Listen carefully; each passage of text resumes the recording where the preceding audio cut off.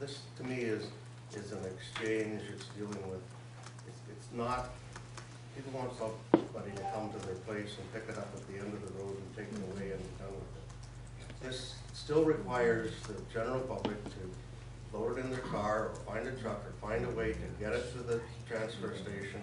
And there's even a suggestion of fees in here. How is this different from them calling 1-800-GOT-JUNK and paying for somebody to take it away and looking after it? This, to me, I don't see how this is going to work. I think we're going to spend a lot of money.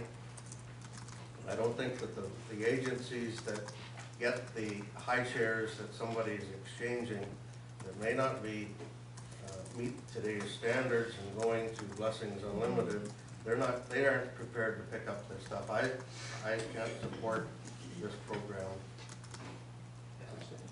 as it stands, or I think it's not doing what the public has been asking for. It's a large item pickup, put it at the road, pick it up, I'm done with it.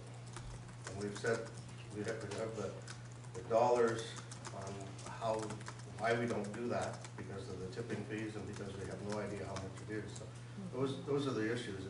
This is I don't see how this will work. Deputy Mayor Dan. Oh, well, I think here was an example of how people really do appreciate having some place to take their materials, large items. It's not they're under the end of the lane. They find a way to do it, and to me, it's a less costly expenditure for us, because if we actually ever put it at the end of the roads and expected the whole municipality to pay the entire bill to pick up whatever's left over, I mean, that really will be an exorbitant cost. And the beauty of this is that it has a real recycling flavor to it, because we really anticipate that local people who can use the items would come, or the charities. It doesn't have to be just charities. Obviously, there's other people that are scouring the yard sales at 7 o'clock in the morning to get things to, finding a good deal as someone else's junk, their treasure. But I do want to say that I think that you did an excellent job of being very, very thorough in finding all of this material. Wow. I was impressed with how many places you went to get ideas. But I think that there's other options too that will help to reduce costs for us. And I know of like a local charity that collects scrap metals, collects refrigerators, takes it to Zubik's themselves. They go to people's houses. You just call them up and they will take it free of charge. So if people brought it to the central location, people they don't know. The problem is that we can't accept that because it contains freon. Unless it's tagged freon free. So the only way we could accept a refrigerator is if somebody had it evacuated. And if it operates, there continues to be a free program where you call 1-800 number and they come and pick it up for free anyways. So if any freon containing a refrigerator lines, I'd say. So we couldn't even be a transfer, like no. they couldn't bring us for them to take it someplace else. It's a designated substance, so you cannot. Okay. Well, beyond that, I do think that it has that opportunity to recycle things in a much more efficient way, because if it's at the end of the laneway, it's just going to go to the junk, period. I mean, obviously some people can pick it up for a period of time, but you're not going to go down every little back alley in Port Franks or in Durham Woods to check out everyone's garbage necessarily. They're cast away. So I just think it's worth trying for a year, and who knows? It's an investment to see whether it might have potential. Obviously, thinking outside the box, if other people aren't doing it the same way. But I think it's a new era, and I think that there's new financial demands. Some people there may be an interest. And I guess if that's the way we go, we look at implementing it. The one key point that I see in this is the limitation that we face that everything has to go in the bins and be contained and covered, so we can't stockpile material at the site uncovered. And to do that, then we're only going to be able to accept a fixed amount. So at some point, we'll have to shut the event down, which means there'll be a risk of angry people have been in line for an hour or two and they can't drop off their waste. Turn them away. So we likely would have to turn off away people. So it does have to be covered? It has to be covered and contained because we're not permitted to. We're not an actual permitted waste receiving site.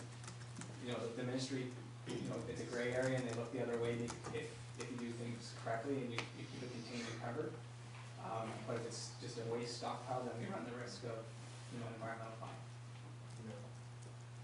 Councillor Underwood. Yeah, waste management isn't what it used to be 50 years ago, where you could just put it up, dig a pit, dump it in, and then cover it up and forget all about it. I mean, there's a lot more rules, regulations, and responsibilities that we have to follow.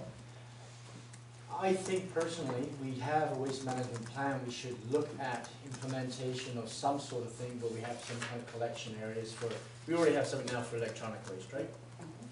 Look what we can do at a responsible way of us, you know, financially for us to do this. But I think the best thing we can do is have education. That is, if we want to do something, create some sort of website or some sort of information package where people can find how to get rid of their fridges, their stoves, their compressors, whatever you want. And maybe other people who might be interested in a database where they can phone local people for scrap and stuff like that at this point. Because right now, I understand, I looked at the track plan, which was brilliant.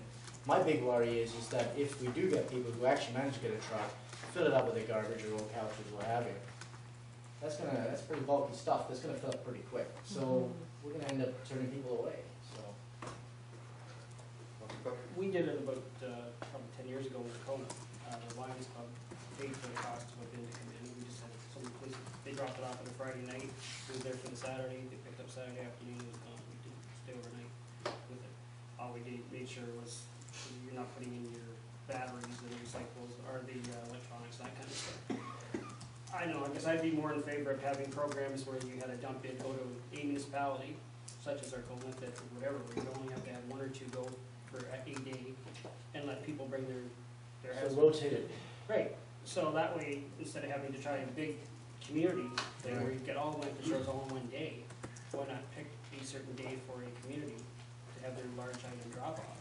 Like not the what is that, the weekend we have? You have your yard sales in Yard June, sale July, weekend. whatever, like, Yeah. for the month of July and August, just blanket the municipality with a couple, big bins for legal being on the municipality for a couple of weeks. And, When they're full, they're full.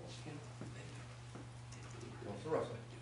I'd like to build on that idea. I think this is a really great idea, and I applaud the staff for doing an excellent report, and also the deputy for bringing it up. But I'd like to go back to the waste management master plan.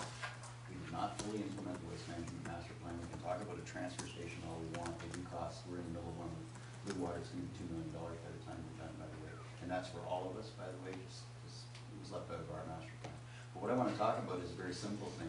Is that go to the Blue Water site, a lot of these things we've been talking about are already on the Blue Water site. How you deal with white goods, how you deal with freon gases, et cetera. That's what we pay for. The site is good. You can get it on your smartphone, I guess, too. But what I'm getting to is a very simple thing. I think when you do it in the smaller sites, and you then go to Blue Water, who we pay to do these things, by the way. Well, but anyways, then we go to them, take their expertise, because that's what their expertise is in, and they would help. For an example, using Councillor Cook's example, you got the Arcona Lions Club, who are good community sponsors, right? We sponsor with them, we sponsor with Blue Water, they bring the expertise, we bring our staff, we get it all done, but we bring the electronic ones at the same time. We put it into the different orders, and we get the experts in the business to set the appropriate things aside for the appropriate whatever. It's done and it's good, and we start it as an educational package. And I think to bring Councillor Underwood's point in, Blue Water's been successful for one simple reason: education. And the people have not only educated themselves, but they've educated their neighbors. And I think when we see an example like you said, this is exactly how we work in this community. I don't think we need to do big. Now, interestingly enough, when you read this report, this is really good. Some of these examples here have really neat promise. If you go to the city, and I go to the city too often, because you well know Mr. Mayor, but they have these exchange days. They don't call them exchange days. They call them big, what do you call, pickups. Well, the humor is all the people who have, whatever you want to call it, businesses with the pickup trucks, right? They clean up things. I know 3 neighbors in my dad's, what do they call it, the dishwasher that comes from us, half an hour after it's at the curb on big pickup day, it's gone.